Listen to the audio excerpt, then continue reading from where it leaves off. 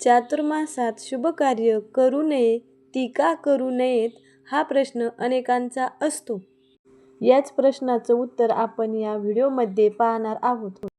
कोणकोणती शुभकार्य आहेत जी आपण करू नयेत म्हणून सांगितलेली आहेत आणि ती का करू नयेत हे सगळंच आपण बघूया.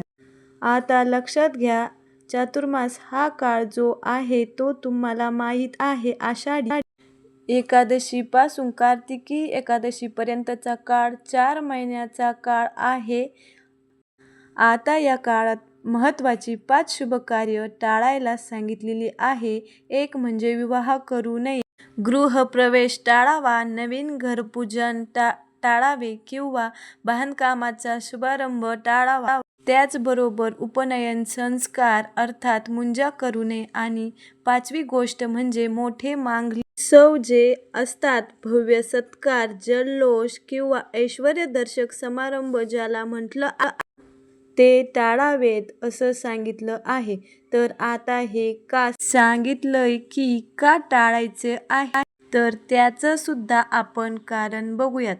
मुळात चातुर्मासाचा जो काळ आहे तो काळ साधना उपासना यासाठी दिलेला काळ आहे. स्कंद पुराणात, भविष्योत्तर पुराण आणि पद्मपुराण यामध्ये वर्णन आहे की देवशयनी एकादशी अर्थात आषाढी एकादशीच्या दिवशी भगवान श्रीहरी विष्णू क्षीरसागरात शेषशायेवर योगनिद्रेत जातात. आता श्री विष्णू हे जगाचे पालनकर्ते आहेत, त्यामुळे त्यांच्या योगनिद्रेच्या काळात नवीन शुभ कार्याचा प्रारंभ टाळावा अशी धार्मिक मान्यता आहे. त्याचबरोबर सगळ्यात महत्त्वाचं म्हणजे जे काही ग्रंथ आहेत जे मुहूर्त शास्त्राबद्दल सांगतात त्यामध्ये धर्मसिंधू, निर्णय सिंधू असे जे ग्रंथ आहेत त्यामध्ये सुद्धा देवशयनी एकादशी पासून प्रबोधिनी एकादशी पर्यंत म्हणजेच कार्तिकी एकादशी पर्यंत विवाह, गृहप्रवेश, उपनयन यांसारख्या मंगल कार्याचे मुहूर्तच दिलेले नसतात. पण याचा अर्थ असा नाही की ती कार्य करणं अशुभ आहे, तर या काळात त्यांना योग्य धार्मिक मुहूर्त नसतात हे महत्त्वाचं कारण आहे. मुहूर्ताशिवाय आपल्याकडे कुठलाही कार्यक्रम होत नाही. आणि मगाशी म्हटलं तसं चातुर्मासाचा जो काळ आहे तो जप, तप आणि साधनेचा काळ म्हणून सांगितलेला आहे. पुराणामध्ये सांगितलंय की या 4 महिन्याच्या काळात साधकांनी जास्तीत जास्त जप करावा, तप करावा, व्रत करावा. म्हणून तर बघा ना, एकामागे एक व्रत असतात. या 4 महिन्याच्या काळात आधी श्रावण येतो, मग पितृपक्ष, मग गणपती, मग नवरात्र, दिवाळी असं सलग सणवार असतात आणि व्रत असतात. उपासांना तर विचारायलाच नको. या 4 महिन्यात येणाऱ्या उपासाचा याचा अर्थ असा की या 4 महिन्याच्या काळात लोकांनी आहार नियंत्रित करावा. दुसरी गोष्ट म्हणजे ईश्वराला समर्पित व्हावं आणि वैयक्तिक जे उत्सव आहेत ते टाळून देवासाठीचे सणवार, उत्सव साजरे करावे. हे 4 महिने देवाला समर्पित करावे.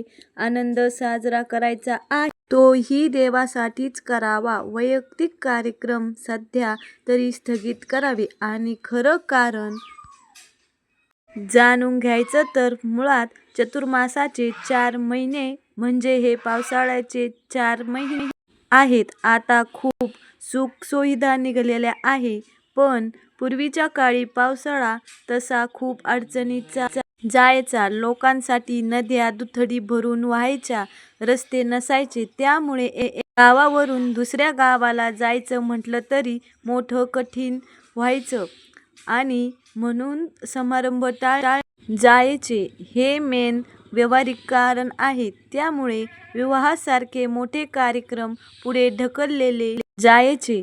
धार्मिक नियमांमध्ये हा व्यावहारिक विचार समाविष्ट झालेला आहे. पावसाळ्यात जी गैरसोय व्हायची, आता आपण मोठे मोठे हॉल घेतो किंवा तिथे सोय करतो म्हणून सोडून द्या.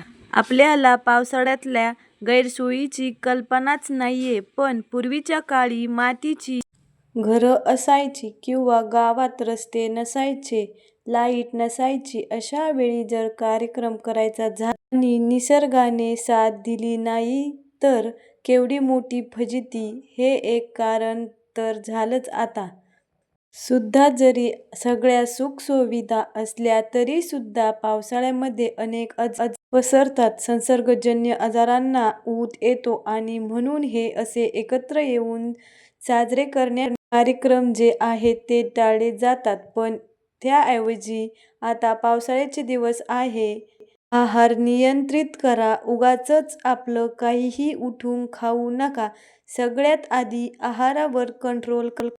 त्याचबरोबर मन जे आहे ते अस्वस्थ या काळामध्ये जास्त होत असतं, त्याला शांत करण्यासाठी ईश्वराला समर्पित व्हा. असा एक साधा सोपा विचार आपल्या पूर्वजांनी लावला असावा. म्हणूनच विवाह, गृहप्रवेश, मुंजा, नवीन घराची वास्तुशांती अशा मोठ्या समारंभांना या काळात केला जात नाही. पण कोणती कार्य करता येतात ते बघूया. तुम्ही दान धर्म करू शकता, विष्णू पूजा करू शकता, विठ्ठलाची उपासना, रामायण, महाभारत, भगवद्गीता यांचं पारायण करू शकता. अन्नदान, हरिनामाचा जप म्हणजेच काय, व्रत, वैकल्य आणि उपासना तुमच्या रोजच्या गोष्टीबरोबर या गोष्टी चातुर्मासात आवश्यक आहे किंवा अपेक्षित आहे असं म्हणू शकतो.